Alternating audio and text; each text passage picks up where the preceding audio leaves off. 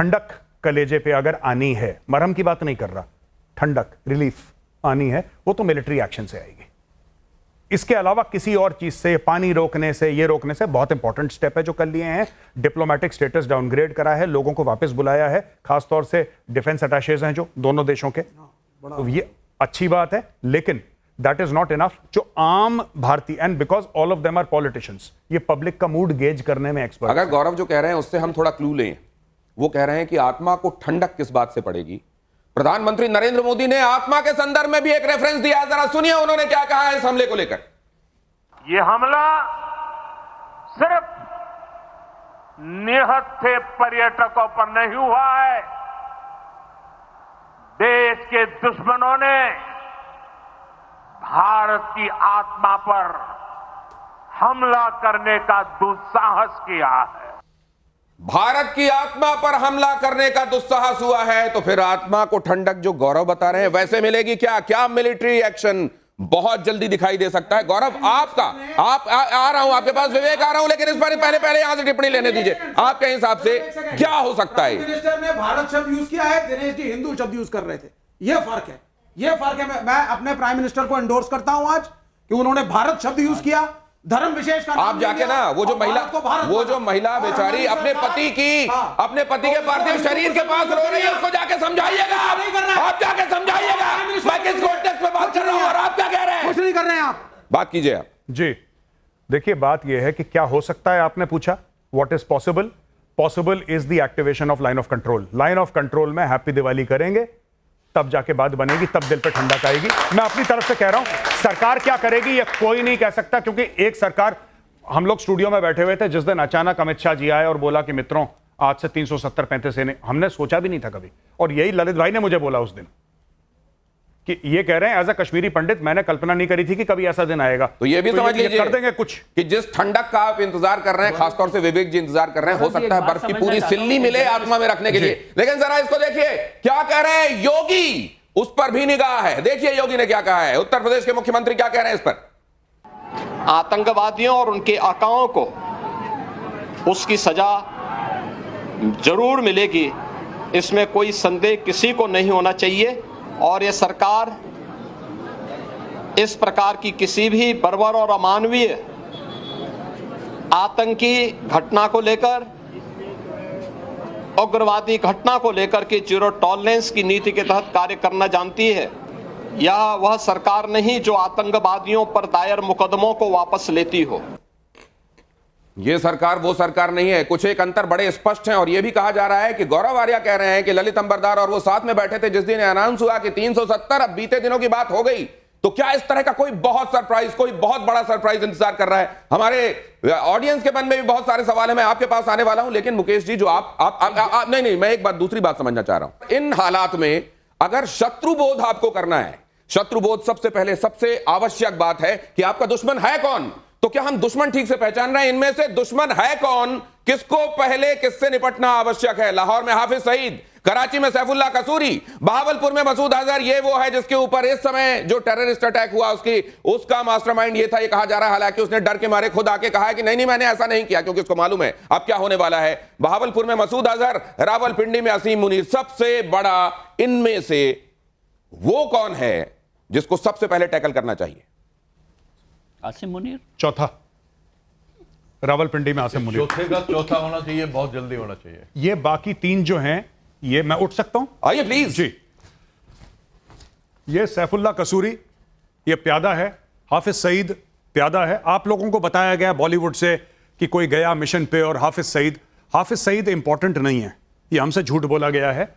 बहावलपुर में मौलाना मसूद अजहर, ये सारे के सारे फारिग लोग हैं। तो सर ये अगर इंपॉर्टेंट नहीं थे तो भारत की जेलों से इनको छुड़ाने के लिए कंधार जैसी चीजें क्यों कर दी गई सर? कंधार जैसी चीजें इसलिए कर दी गई क्योंकि जब उन्होंने प्लेन हाईजैक करा IC-814, आपके इतने जब लोग ले गए वो लोग, तो आपकी मजबूरी थी अपने लोगों की जान बचाना। तो मतलब अगर ये इंपॉर्टेंट नहीं थे तो यहां पे जेलों में रहने देते। आसिम मुनीर को आप सबसे ज्यादा इंपॉर्टेंट क्यों कह रहे हैं, इनको प्यादा क्यों कह रहे हैं, मैं ये जानना चाह रहा हूं। Asim Munir is the head of the snake. अब इस चर्चा को जरा खोलता हूं, यह भी जानता हूं कि वो कौन से लोग हैं जो कह रहे हैं कि यहां हिंदू इतना किया जा रहा है कि उसकी वजह से ये असल में मुसलमान को तकलीफ हुई है, वो दबा हुआ और कमजोर महसूस कर रहा है, इसलिए उसने ऐसा कर दिया। ये कैसे बेशर्म लोग हैं जिनको ये भी नहीं पता कि अगर उनके मान लीजिए दिल में ये बात उमड़ घुमड़ रही है, बाहर आने को बेचैन भी है, तो क्या ये वक्त है इस तरह की उल्टियां करने का? इसके साथ इस चर्चा को खोलता हूं। विवेक श्रीवास्तव, सबसे पहले आपका कमेंट। सबसे पहले तो आपने इसमें लिखा कि हिंदू मारे गए हैं, मेरे ख्याल से भारतीय मारे गए हैं लिखना चाहिए था आपको। वो नाम पूछकर गोली मारे और आप कहें कि भारतीय मारे गए। इसलिए क्योंकि जिसने मारा, आप उसकी मंशा के हिसाब से एक्ट कर रहे हैं। जिसने मारा वो चाहता है कि इस देश के अंदर हिंदू मुसलमान लड़े। तो जो मुर्शिदाबाद में जो पहचान के स्याही छिड़क के घर जला रहे हैं, उनकी मंशा क्या है? देखिए, आप दोनों चीजों को कंफ्यूज कर रहे हैं। आप कंफ्यूज हैं विवेक श्रीवास्तव, मुझको कोई कंफ्यूजन नहीं। आपका अगर आपकी ये मंशा कहना है कि सारे मुसलमान इस मुल्क के पाकिस्तान से आइडेंटिफाई करते हैं और इस देश के हिंदुओं के कट्टरपंथी इस्लामिक जिहादिस्ट, कट्टरपंथी इस्लामिक जिहादिस्ट, आप इसको एक्सट्रीम पे क्यों ले जाते हैं? अपनी बात पूरा कर लेने दीजिए। आने दीजिए अमित जी, इनको 1 मिनट दिया है। देखिए, बड़ी सीधी सी बात है। अगर आप ये कहना चाहते हैं कि इस देश का मुसलमान चाहे बंगाल में हो या कश्मीर में या यूपी या बिहार में, आप सुनिए, जिसने मारा मुसलमान था कि नहीं था? हाँ या ना में जवाब दीजिए। इसका मतलब ये नहीं है कि आप जिसने मारा वो मुसलमान था। नहीं, 1 सेकंड सर, ये आप इनको समझाएंगे, इनको समझाइएगा जाके। मैं आपको एड्रेस दूंगा, इनको समझाइएगा सर। प्ले कीजिए इसको, इनको समझाइएगा जाके जो आप ये बात कह रहे हैं। ये प्ले कीजिए। नहीं, 1 सेकंड रुकिए, ये प्ले कीजिए, प्ले कीजिए इसको। उसने गोली साइड में रख के उससे पूछा हिंदू है कि मुसलमान है। मुसलमान है तो पहले कलमा पढ़ के दिखा। जैसे हमें पता ही नहीं, हम पीछे पलट के देखे हो क्या रहा है, हम उसकी तरफ स्माइल करके पूछे भैया क्या हुआ, यार हिंदू है मुसलमान। मैंने कहा हिंदू, मार दिया। पहली गन उसी पे चलाई, उसके बाद 70 लोगों को मार दिया। क्यों मार दिया? रखिए, अब इस चेहरे को फ्रीज करके यहां पे रखिए, इनके सामने रखिए, इनको जाके समझाएंगे आप। जी, इनको जाके एड्रेस दूं, आप जाएंगे इनको घर में समझाएंगे ये बात जो आप कह रहे हैं। नहीं, अब आप जो है रेटरिक मत करिए। Don't do रेटरिक्स on a serious issue. Don't do rhetoric. ये रेटरिक हो रहा है क्या? ये रेटरिक हो रहा है? ये जो बता रहे हैं रेटरिक है क्या? बिल्कुल गलत है। लेकिन अगर फॉरेन ताकतों की तरफ से कुछ लोग आते हैं, जबरदस्ती इस तरह का माहौल बनाते हैं जिससे मेरे देश में हिंदू और मुसलमान लड़े, 2 कश्मीर के मुसलमान थे। भरोसा जो इस देश के मुसलमानों पे हमने हमेशा किया वो डावाडोल हो, तो वो नहीं होना चाहिए।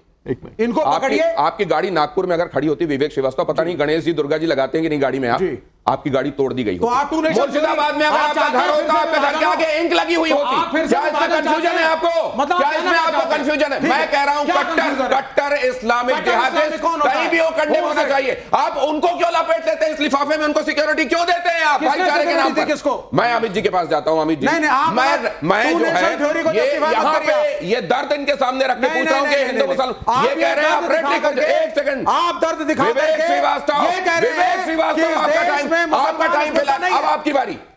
1998 वंधामा 24 हिंदुओं को घर से निकाला गया, उनका धर्म पूछा गया, गोली मार दी गई।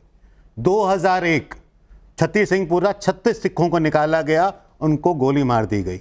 2003 नाडीमर्ग 24 हिंदुओं को निकाला गया, उनको धर्म पूछकर गोली मार दी गई। 2 दिन पहले पहलगाम हिंदुओं को आइडेंटिफाई करके गोली मार दी गई, सारे के सारे लश्कर तैयबा के।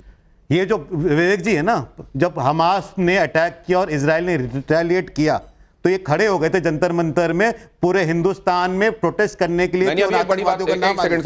उन आतंकवादियों को नाम एक बात ये जो विवेक जी ने कहा कि उनका मंसूबा ये था कि वो आए धर्म पूछकर गोली मारें, संदेश ये दें कि हिंदू मुस्लिम के बीच में डिवाइड होना चाहिए, दे आर नॉट वन। और इसको वो लोग जो इसको आगे इस पर बात कर रहे हैं वो असल में उनके प्रोपेगेंडा को आगे बढ़ा रहे हैं। इनका कहना ये है, इस पर आपका जवाब चाहिए। नहीं, हम एब्सोल्युटली 1 मिनट, क्या जिसने मारा वो मुसलमान था या नहीं था? पूरी दुनिया जो 1998 एक मिनट जिसने 1998 में मारा वो मुसलमान था कि नहीं था? जिसने कश्मीर में चिल्लाया हमें कश्मीर चाहिए हिंदू औरतों के साथ, हिंदू मर्दों के बिना, वो मुसलमान था कि नहीं था? जिसने कहा यहां क्या चलेगा निजाम मुस्तफा, वो मुसलमान था कि नहीं था? तो मुझे इसका जवाब दे दीजिए। अगर ये जवाब मुसलमान नहीं है तो फिर क्या है? और मैं दूसरी एक और बात समझना चाहता हूं कि एक क्रिकेट मैच पर हिंदुस्तान के कई इलाकों में जब पाकिस्तान जिंदाबाद के नारे लगते हुए हम सुनते हैं, जब इतना हीनियस अटैक हुआ है, कहां आपने पाकिस्तान मुर्दाबाद के नारे सुने हैं उन्हीं लोगों की तरफ से? यह भी मैं जानना चाहता हूं। ललित सर, आता हूं, वापस आता हूं ललित सर।